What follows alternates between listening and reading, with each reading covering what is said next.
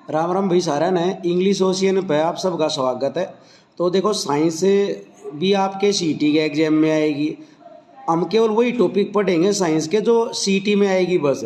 तो तुम्हारे सीटी के पेपर में ग्लैंड से पूछा जाएगा भाई।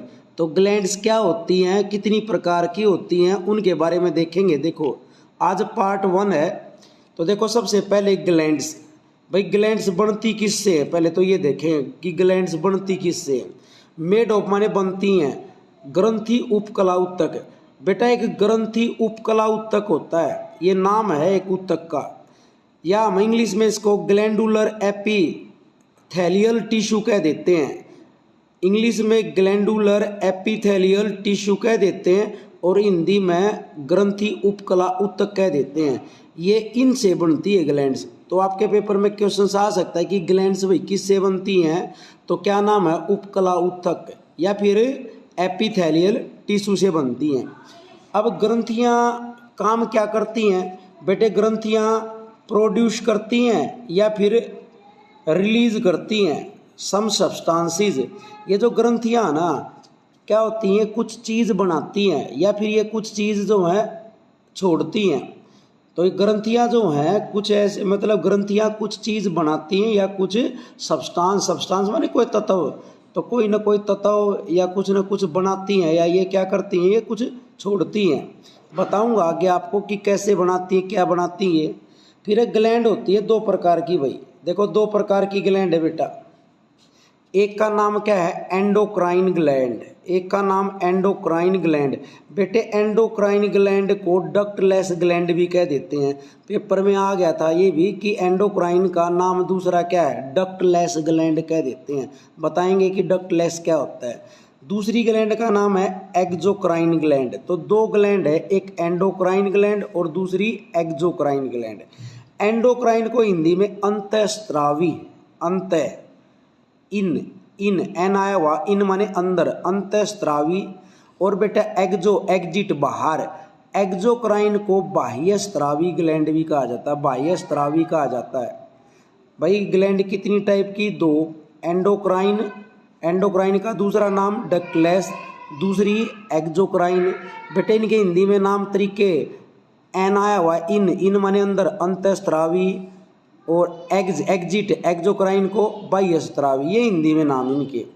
अब एंडोक्राइन जो हमारी ग्लैंड होती है ये क्या पैदा करती है भाई, क्या छोड़ती है, ये हार्मोन्स छोड़ती है भाई। भाई मंत्र बता रहा हूँ कि एक्सोक्राइन और एंडोक्राइन में क्या अंतर होता है। एंडोक्राइन क्या छोड़ती है या क्या रिलीज करती है, ये क्या प्रोड्यूस करेगी भाई, ये हार्मोन रिलीज करती है। क्या करती है, हार्मोन। बेटे इस हार्मोन को हम केमिकल मैसेंजर भी कह देते हैं। ध्यान रखना, एंडोक्राइन एक हार्मोन रिलीज करती है, उस हार्मोन को हम केमिकल मैसेंजर भी कह देते हैं। अब देखो हार्मोन के बारे में क्या बात है। ये एंडोक्राइन जो, हम इनको एंडोक्राइन क्यों कहते हैं, अंतःस्रावी क्यों कहते हैं, इस कारण सुनिए। ये डायरेक्टली इन ब्लड, ये जो भी हार्मोन पैदा करेंगी, जो भी हार्मोन रिलीज करेंगी, उस हार्मोन को हमारे खून में सीधा डायरेक्ट जो है क्या कर देती हैं, भेज देती है, डायरेक्ट मिला देती हैं। एंडोक्राइन जो है वो जो भी हार्मोन रिलीज करेंगी उस हार्मोन को सीधा, यानी कि किसी नाली पाइप वगैरह की, जैसे मोटर नहीं है भाई, मोटर चलाएंगे, मोटर पानी को उठाएगी और टंकी में पानी भेजने के लिए क्या चाहिएगा, पाइप चाहिएगा, पाइप में से भेजेगी। तो ये जो एंडोक्राइन है ना, इनको हार्मोन भेजने के लिए किसी नली वगैरह पाइप की ज़रूरत नहीं होती है, डक्ट माने नली, किसी नली की ज़रूरत नहीं होती, ये ब्लड में सीधा भेज देती हैं, इसीलिए इनको डक्टलेस कहा जाता है। बात आपको समझ में आ गई होगी। और भाई देखो दूसरी बात है, ये जो भी हार्मोन बनाती हैं, तो एक क्वेश्चन आता है कि ये जो हार्मोन पैदा करती हैं एंडोक्राइन, उस हार्मोन को बायोजेनरिक केमिकल भी कह देते हैं। बेटा आ जाता है पेपर में, ध्यान रखना। बताओ एंडोक्राइन जो हार्मोन बनाती हैं उनको क्या कह देते हैं, बायोजेनरिक केमिकल भी कह देते हैं। बायोजेनरिक का मतलब होता है बेटा कि इनको बाहर से किसी चीज़ की ज़रूरत नहीं होती, ये अपने अंदर ही अपने आप पैदा कर लेती हैं। देखो जैसे हमें एनर्जी चाहिए तो हमें बाहर से खाना वगैरह खाना पड़ेगा ना, डाइट लेनी पड़ेगी, तभी तो हम उसको ग्लूकोज में टूटेगा, एनर्जी बनेगी। तो हमें एनर्जी लेने के लिए बाहर से चीज़ें चाहिए। तो ये जो एंडोक्राइन होते हैं ना, ये हार्मोन्स जो हैं, इन हार्मोन्सों को बायोजेनरिक हार्मोन केमिकल कह देते हैं, क्योंकि ये अपने अंदर ही बना लेते हैं, इनको बाहर की ज़रूरत नहीं होती। दूसरी बात, ये जो हार्मोन्स होते हैं ना, इनको नॉन न्यूट्रिएंट केमिकल भी कहा जाता है। भाई हार्मोन्स को क्या कह देते हैं? नॉन न्यूट्रिएंट केमिकल भी। देखो अब जो भी न्यूट्रिएंट्स, हम कोई भी भोजन लेंगे तो उसमें न्यूट्रिएंट्स होते हैं, फैट्स होता है, कार्बोहाइड्रेट्स होते हैं। बेटे इस हार्मोन में ना तो फैट्स होते हैं, ना प्रोटीन्स होते हैं, ना कार्बोहाइड्रेट्स होते हैं, कोई भी न्यूट्रिएंट्स नहीं होता इसके लिए, इसीलिए इन हार्मोन्स को नॉन न्यूट्रिएंट्स केमिकल भी कहा जाता है। दूसरी बात बेटा, इन हार्मोन्स को इंट्रासेलुलर मैसेंजर भी कहा जाता है। इंटरसेलुलर मैसेंजर, ये तुम्हें ध्यान रखना है कि हार्मोन्स को क्या क्या कहा गया है। इंटरसेलुलर मैसेंजर का मतलब होता है बेटा, ये हार्मोन हमारी बॉडी में मैसेंजर होते हैं, संदेश पहुंचाने वाले। जैसे हमारे डाकिया ने काम नहीं करता है, संदेश पहुंचाता है किसी के पास, ऐसे ये संदेश भेजने का काम करते हैं, पहुंचाने का काम करते हैं। दूसरी बात ध्यान रखना बेटा, ये हार्मोन जो है बहुत कम मात्रा में रिलीज होते हैं, ये बड़ी बात काम की बात है। लेस अमाउंट, हार्मोन्स बहुत ही कम मात्रा में पैदा होते हैं, रिलीज होते हैं। क्यों रिलीज होते हैं बेटा? क्योंकि मान ले 2 हार्मोन्स बने, वो 2 4 को आगे कहेंगे, 4 को मैसेंजर भेजेंगे, संदेश भेज देंगे, 4 आगे जाके 16 को बताएगा, 16 आगे जाके 32 को, 32 जाके आगे 64 को बात बताएंगे। तो इसलिए है ना, ये कम मात्रा में पैदा होते हैं। दूसरी बात बेटा, आपका क्वेश्चन बड़ा इंपॉर्टेंट, ये आपकी इंपॉर्टेंट बात है, देखो मैंने लिख भी दिया इंपॉर्टेंट। भाई पहला हार्मोन, सबसे पहले हार्मोन का नाम क्या था? सेक्रेटिन। बताइए जरा, सबसे पहले हार्मोन का नाम क्या था बेटे? सेक्रेटिन। क्वेश्चन आ सकता है। ये हार्मोन किसने खोज की थी? 1901 में 1901 में खोज करी थी। और किसने खोज करी थी? बेलिस एंड स्टार्लिंग नाम के व्यक्तियों ने इसकी खोज की थी। तो पहला हार्मोन 1901 में खोजा गया, हार्मोन का नाम सेक्रेटिन था, बेलिस और स्टार्लिंग ने इसकी खोज की थी भाई। दूसरी बात, अब चलते भाई एक्जोक्राइन। एक्जो का मतलब मैंने कहा था भाई एग्जिट, बाहर। एक्जोक्राइन बाह्य स्रावी। बेटे जैसे एंडोक्राइन क्या रिलीज करते? हार्मोन रिलीज करते थे, ये हार्मोन पैदा करते थे। अब ये एक्जोक्राइन क्या पैदा करती है? जूस है, एंजाइम्स हैं, स्वेट पसीना है, सलाइवा लार है, मिल्क है, म्यूकस है, इन चीज़ों को पैदा करते हैं। बेटे ये भी ध्यान रखना, एक्जोक्राइन क्या क्या रिलीज करती है? एक्जोक्राइन जो ग्लैंड है वो जूस माने रस, एंजाइम्स बनाते हैं, स्वेट पसीना, लार, मिल्क, म्यूकस, ये चीज़ पैदा करते हैं। और एंडोक्राइन सिर्फ हार्मोन को रिलीज करता है।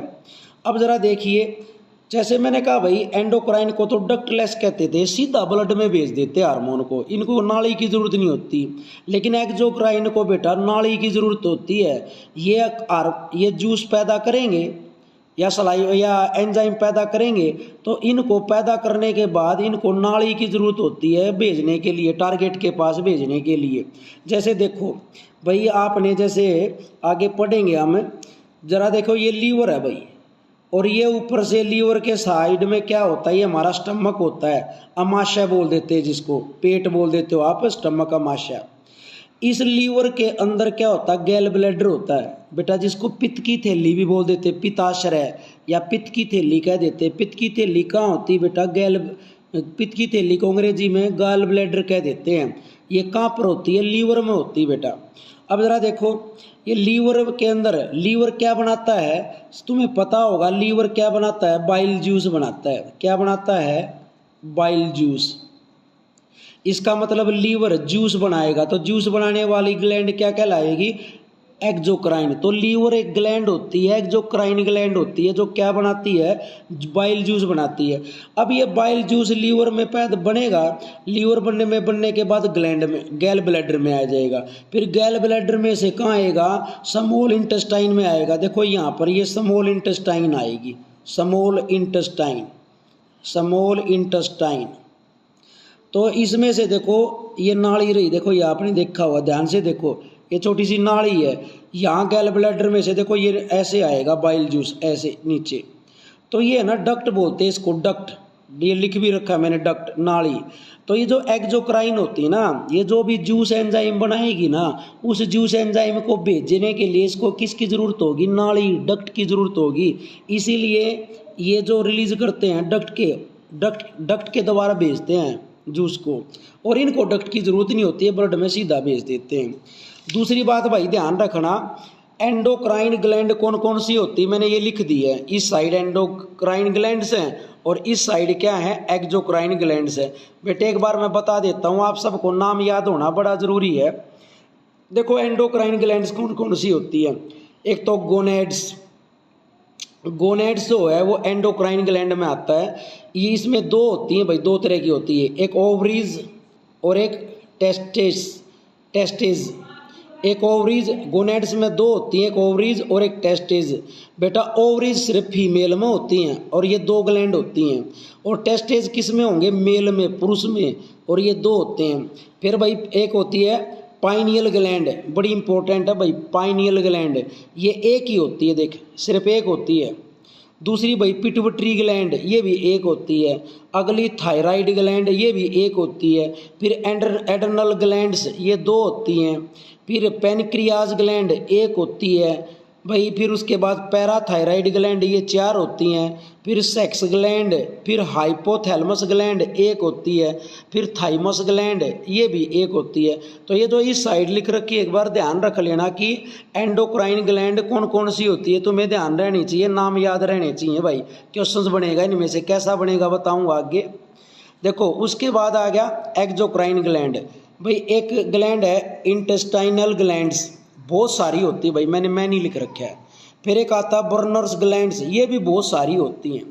फिर एक आता है बल्बो यूरेथ्रल ग्लैंड्स, ये दो होती हैं भाई, ये केवल मेल में मिलेंगी, मेल में, फीमेल में नहीं होती। फिर एक आता है प्रोस्टेट ग्लैंड, ये केवल एक होती है, यह भी मेल में होती है। फिर एक आती है सलाइवरी ग्लैंड, ये 6 हो भाई। फिर एक आता है स्वेट ग्लैंड, जो पसीना बनावेगी, ये भी बहुत सारी होती हैं, पूरी बॉडी में होती है। एक लैक्रिमल ग्लैंड्स, ये 2 होती हैं। स्टमक ग्लैंड्स होती है भाई। एक आता है सेरुमिनस ग्लैंड्स, ये भी बहुत सारी होती हैं। फिर एक आता है पेनक्रियाज, पेनक्रियाज कहोगे जी, पेनक्रियाज तो इसमें भी दे रखा था। पेनक्रियाज तो देखो एंडोक्राइन में, बेटा इसको वैसे मिक्स्ड ग्लैंड भी कह देते हैं, ये दोनों काम करती है भाई ये, ठीक है, इसलिए समझेंगे आगे इसको। फिर एक आता मेमरी ग्लैंड्स, ये 2 होती है भाई, केवल फीमेल में होती है मेमरी ग्लैंड्स। फिर एक आती है सेबेसियस ग्लैंड्स, ये भी बहुत सारी होती हैं। फिर एक आती है गैस्ट्रिक ग्लैंड्स, ये भी बहुत सारी होती हैं। और एक आती है लीवर ग्लैंड, लीवर ध्यान रखना है, एक क्या है ग्लैंड है, बाइल ग्लैंड्स भी बोल देते हैं, क्योंकि बाइल जूस पैदा करता है ना ये, तो एक होती है भाई। अब जरा देखो तुम्हारे पेपर में ये ग्लैंड क्यों लिखवाई, किस तरह का क्वेश्चन आएगा सीईटी में। ऐसे आ जाएगा कि कौन सा अंग ग्रंथि नहीं है, या which organ is not a gland. बेटा नीचे 4 ऑप्शन दे दिए, adrenal, liver, pituitary, gall bladder. भाई ये हिंदी में नाम भी लिख रखे हैं। पूछ रखा है कि इन चारों में से ये बताइए कि कौन सा, विच organ is not a gland, कि कौन सा ऑर्गन ग्लैंड नहीं हो सकता। देखो एड्रेनल ग्लैंड से, लीवर भी ग्लैंड है, पिट्यूटरी भी ग्लैंड है। बेटे गैल ब्लैडर, ये वाला आंसर, गैल ब्लैडर जो है वो क्या नहीं होता, वो ग्लैंड नहीं होता। गैल ब्लैडर क्या नहीं होता, गैल ब्लैडर क्या नहीं होता भाई, ग्लैंड नहीं होता। तो ये अपना एक बार वीडियो देख लेना, और इस वीडियो के अंदर जो पढ़ाया गया है उसकी पीडीएफ या नोट्स आपको टेलीग्राम पे मिलेंगे। इसी यूट्यूब चैनल के पर टेलीग्राम का लिंक है, तो आप वहाँ से पीडीएफ या नोट्स को डाउनलोड कर सकते हैं। Thank you so much.